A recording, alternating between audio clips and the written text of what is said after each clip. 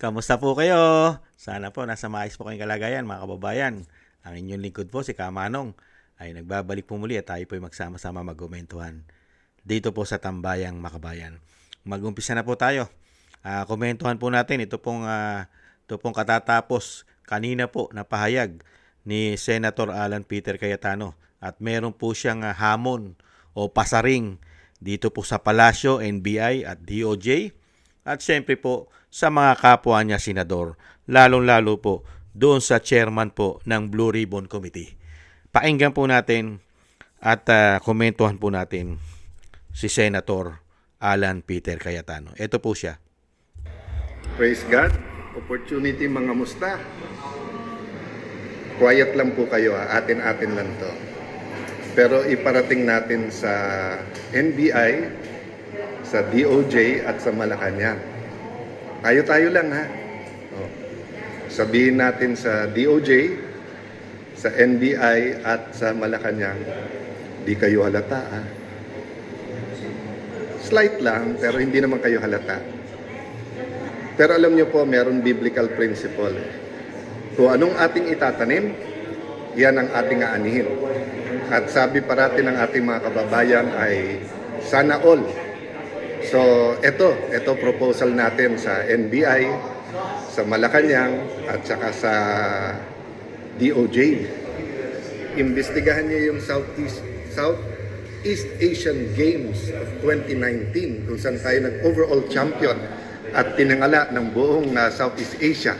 Imbestigahan niyo ng husto, bigay niyo lahat. We will support totally. Pag sinabi kong we, ako, at hinihimo ko lahat ng mamayan, suportahan yung investigasyon na yan.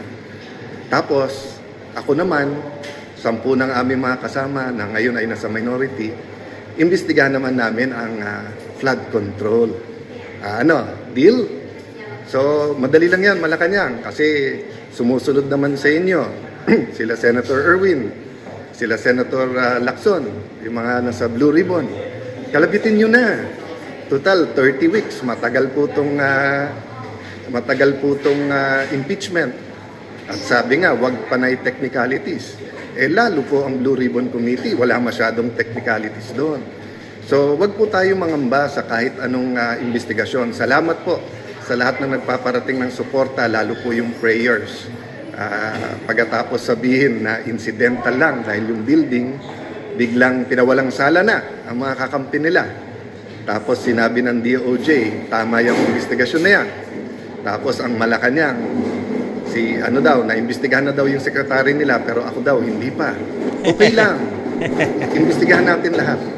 Pero hindi naman siguro bad words ang flood control. Ang bad words ay cover up. So, tamang-tama, magsosona na ulit. Bigyan natin ng pwedeng pag-usapan ang mahal nating Pangulo na tunay na mga pangyayari. May list na kami ng mga witnesses na mga matitibay. Yung iba, nasabi na in public. So, suportahan natin lahat. All-out investigation, katotohanan, para magbago na yung ating bayan. God bless you all. Yan, tama po yung sinasabi ni Senator Alan Cayetano. Totoo po yun, mga kababayan. Diba? Maganda po yung hamon niya. Kaya lang, hindi naman po gagawin yon dahil sila po involved. Gagawin ba nila yung hamon ni Senator Cayetano na imbestigahan din ang malawakang korupsyon sa flood control? At tama rin po sinasabi ni Cayetano, ibang klase ang pagiging cover-up. Yung mga kakampi nila ngayon, yung tinasabi niya po si Vince Dizon po yun. Nagkaroon din po ng siya rin po ay nanungkulan sa dating Pangulong Duterte at hinawakan din po ni Vince Dizon yan pong Southeast Asia. Yan pong sinasabing iniimbestigahan kay Cayetano. Natapos na raw po. Wala na raw pong problema. Absuelto na raw po sila Vince Dizon. Si Cayetano na lang hindi. Nakita niyo po yung logic? Kung wala po silang nakitang anomalya kay Vince Dizon, tapos magkakaroon ng anomalya kay Cayetano, samantalang isang departamento lang halos yan. Ibig sabihin, yung proyekto na yan, proyekto ng gobyerno yan. Kung magkakaroon po ng anomalya dyan, lahat po yan may anomalya. Hindi po ba? Bakit selective? Yung mga kakampi nyo ngayon, malinis. Pero pag hindi nyo kakampi, may kaso. Hindi po ba masyadong halata? Kaya tama po yung sinasabi ni Senator Cayetano, masyadong halata. Pagkakakampi absuelto, matindi cover up. Selective justice. Kung talagang, kaya nga hamon niya sa DOJ, sa NBI, at syempre, dito rin po sa sinasabing mga napakadali daw pong kausapin dahil sunod-sunuran daw yung nasa Senado. Binanggit pa pangalan, si Tulfo, si Erwin, naandyan pa yung mag-amo, yung magkaibigan na Soto at Lacson, di yung ano. Excuse me po. Di po ba? Masyado pong halata at halatang halata sila ni Senator Cayetano. Kaya nga po yung hamon ni Senator Cayetano na hindi po nila gagawin dahil kino-cover up nila yung issue ng korupsyon nila di umano. Napakaganda pong hamon ni yun. Kasi diyan po malalaman kung talagang hindi sangkot sa korupsyon ang Pangulo. Real talk. Kung hindi ka sangkot sa korupsyon na systematic at pinaka-worst at pinakamalaki sa kasaysayan ng bansa, itong korupsyon na to. Kung hindi ka sangkot at wala kang kinalaman sa korupsyon, Mr. President, hahayaan mo mag-imbestiga lahat. Kahit oposisyon, kahit sa minority, mag-iimbestiga pa rin sila. Kung hindi ka sangkot, wala kang katatakutan. Dahil yan din yung sinasabi nung tagapagsinungaling ng Malacanang eh. Bakit daw po matatakot si Senator Cayetano kung wala naman daw po siyang wala naman daw siyang korupsyon dito po sa Southeast Asian Game na ginawa sa ating bansa. Ibalik natin naman yung tanong sa kanila, sa Malacanang at saka sa tagapagsinungaling at sa Pangulo. Bakit takot din kayo imbestigahan ng flood control? Bakit? Di po ba? Kung sinasabi nyo si Senator Cayetano ay natatakot din na maimbestigahan, hindi siya takot. Dahil alam niya, mga kababayan, yung proyekto na yan ay napakaganda. At yan ay tiningala at hinangaan ng buong Southeast Asia. At napakarami nating papuri at medalyang nakuha dyan. Overall, tayo po ang pinakamarami champion. Hindi po ba? Samantalang sa panahon po nila ngayon, overall, pinakamarami korupsyon ang nakuha natin sa kanilang pagsisilbi. Hindi po ba? Overall sila. Hindi sa medalya, sa korupsyon. Di umano. Kaya malalaman po natin kung sasagutin po yan ng tagapagsinungaling nila. Kung ano po isasagot. Dito po sa proposal at hamon ni Senator Cayetano.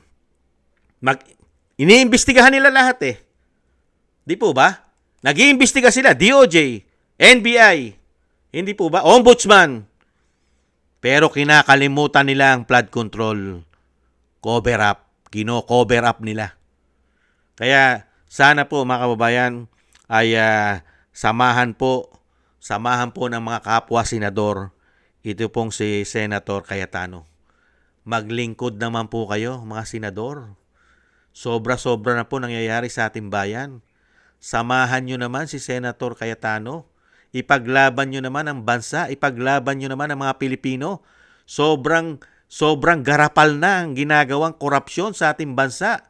Maawa naman kayo sa mga Pilipino, sa taxpayer. Naghihirap ang taxpayer. Kami ang nahihirapan. Dahil wala kami natatanggap na tulong sa gobyerno. Wala kaming ayuda. Pero kami ang nagbibigay ng napakaraming ayuda sa inyo dahil sa buwis namin. Kasama pa ang mga bayani nating OFW. Di po ba? Nagbibigay sila ng tulong. Pero ang binibigyan lang nila yung nasa laylayan sinasabi. Pero yung mga taxpayer, middle class, nakakakuha po ba ng tulong ang middle class? Hindi. Tayo ang kawawa. Tayo naghihirap, tayo nagsasakripisyo sa napakamamahal lahat ng bilihin, bayarin. Pero wala pong tulong, walang ginagawang tulong sa atin. Lalong-lalo po, di po ba, ang bilihin natin, napakamamahal na sana'y makakatulong sa mga middle class. Hindi po ba? Kaya kawawang-kawawa tayo sa gobyernong ito mga kababayan. Kaya nga po itong si Senator Cayetano, gusto niyang mabago at ang ating bansa ay hindi tuluyang bumagsak at mapunta sa kumunoy. At ang mga politikong magnanakaw lang ang aangat sa ating bansa. Pero ang milyon-milyon at daang milyong Pilipino ay hindi aangat. Sila lang aangat. Yan ang napakasakit na katotohanan na nakikita rin ni Senator Cayetano na kawawa tayo. Hindi po ba? Sana po. Sana. Kasi mangyayari lang naman po ito mga kababayan. Kung makakabalik sa Senado yung minority. Sana yung mga naghudas sana na mga senador, makonsensya naman kayo. Maawa naman kayo sa amin. Makonsensya naman kayo mga senador na mga hudas. Di umano. Magtrabaho naman kayo sa taong bayan. Huwag naman kayo matakot. Bakit kayo takot na takot sa Malacanang? Yan po ang pinakamatinding nangyayari sa ating bansa. Ang mga senador, karamihan takot sa Malacanang. Di umano. Yan po ang nakakalungkot. Meron tayong mga senador na takot sa Malacanang. Di umano. Maraming salamat po mga kababayan at ingat-ingat po kayo, Senator Cayetano. Mabuhay po kayo at napakaganda po na inyong hamon, ang inyong proposal sa Malacanang na talagang kung gusto nilang mag-imbestiga sa mga nagbubunyag at humahanap na katarungan at naglilingkod sa taong bayan, ay iniimbestigahan nila katulad nyo, ay sana imbestigahan din nila ang korupsyon nila. Hindi po ba? At yan ay pangungunahan ninyo.